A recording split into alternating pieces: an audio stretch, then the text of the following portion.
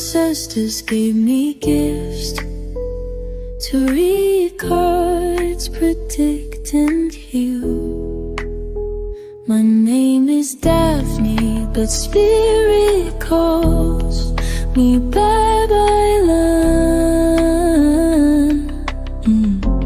Angels communicate through numbers. Intuition is so deep. Hi everyone! Welcome po sa inyong almost personal reading.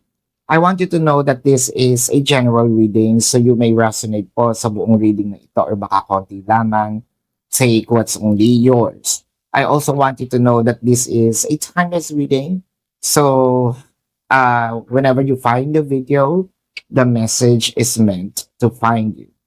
Tignan natin ang nangyayari sa paligid, the Judgment and the Sun. So, both are major arcana. Pwede natin sabihin magkakaroon na ng isang magandang desisyon. Parang desisyon na favorable sa atin. Favorable. Oo nga, no? Ganun din yun. Favorable sa atin, favorable din sa kanya. So, it might be a win-win situation na at last, parang ngayon ko nga nakikita na merong harmony. Nagtagpo din, no? Yung landas ninyo. Kumbaga, yung amats ninyo, no? Nasa same wavelength kayo ngayon. Baka kasi meron kayong palaging away-bate, no? Baka kasi meron talaga ding mga situations dito na ang hirap i-spellengin, no? Para sa kanya. Chances are, or para sa'yo din, baka hindi ka niya masyadong naiintindihan or siya hindi mo naiintindihan. At least ngayon, meron ng harmony. Kung meron man kayo ditong hindi pagkakaunawaan, I feel like ito yung decision na kailangan na nating magkaroon ng agreement, no? Between us. Hindi naman yung agreement, sige, magkalimutan na tayo. It's a major arcana that signifies a beginning. Kumbaga, a start-up wherein both of you are going to express their warmth to each other again. With the Knight of Wisdom. Medyo matagal-tagal inantay. It can be matagal-tagal mong inantay. It can be matagal-tagal inantay ni person. So, meron dito kasing yung dynamic is medyo nandun pa din yung love, pero bumagal lang yung takbo dahil nga siguro either sa distansya or meron lang talagang ayoko munang takot, no? Ayoko munang lumapit, baka masigawan ako. The Four of Intelligence. Ayan. Four of Intelligence. Meron kasi din siguro sa sobrang pag-aantay, no? Nag-assume na ay, tinatamad naman na yan. Ayan na nga. So, nung sinabing tinatamad na yan, tinamad na rin siya. No? Or baka kasi, hindi naman siya nag-a-approach or wala naman siyang ginagawa. Baka naman, ayaw niya na talaga. So, with the Four of Charisma and the Four of Strength, nakita natin na, kumbaga kahit meron ditong pause, hindi naglandi, hindi umalis, nag-aantay habang nagmo-move on. Ang hirap i-explain nitong situation na ito. Yung feeling na inaantay kita, no? Or inaantay ko na baka sakali magkaroon tayo ng another chance. Hindi ko sinasarado ang puso ko sa'yo, pero sinasarado ko yung puso ko sa iba. Okay. Pero hindi rin ako magbumukmuk dito. So I'm moving forward. Parang gusto kong mag-grow, no? Focus ko sa sarili ko at sa iyo pa din. So kung meron mang outside na taong gustong umarte sa akin or pumorma sa akin, it's a no, no? Kasi ikaw pa rin yung inaantay ko. At the same time, gusto kong matuto or gusto kong mag-improve as a tao. Yun. So, moving forward with life, but the heart per se may reserve. Okay. Kaso ayoko mag-approach dahil parang feeling ko tinatamad ka at baka 'pag nag-approach ako, wala na talaga, 'no?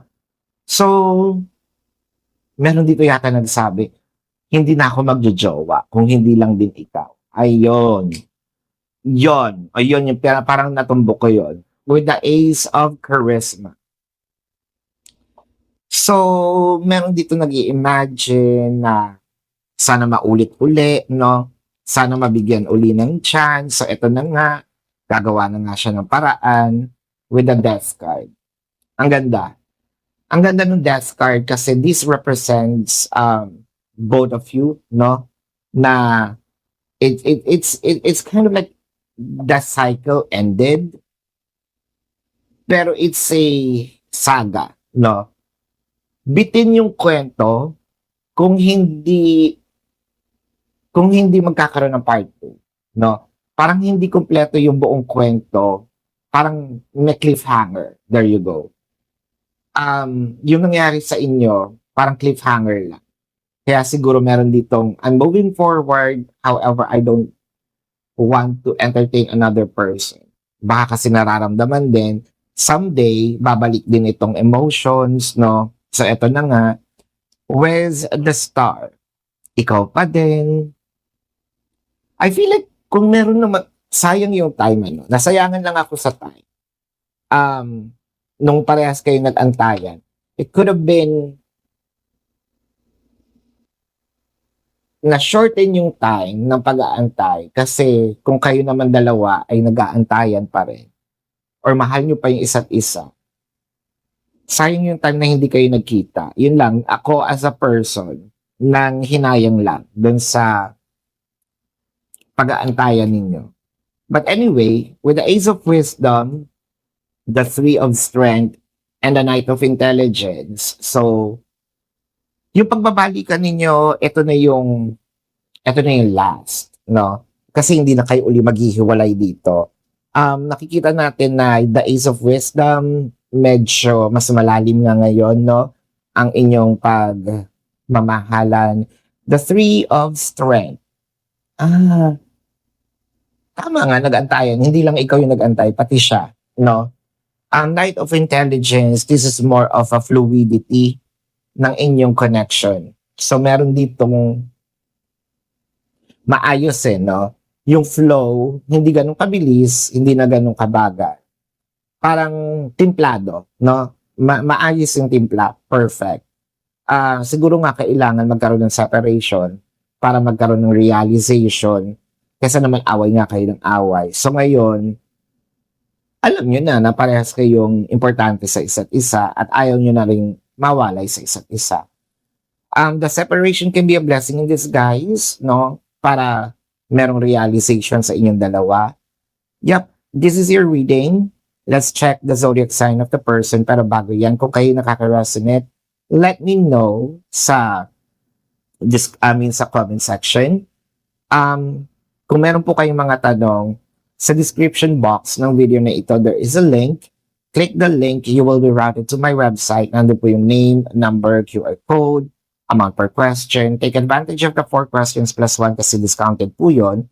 And if you want to book a private reading, nandun din po siya. Now let's check the zodiac sign. I'm seeing Aquarius, Cancer, Aries, Scorpio, Pisces, Libra, Leo, Taurus, Aries,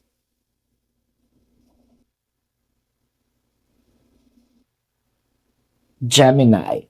This is your reading. Maraming salamat. Love and light. Namaste. See you po sa susunod na readings. Goodbye.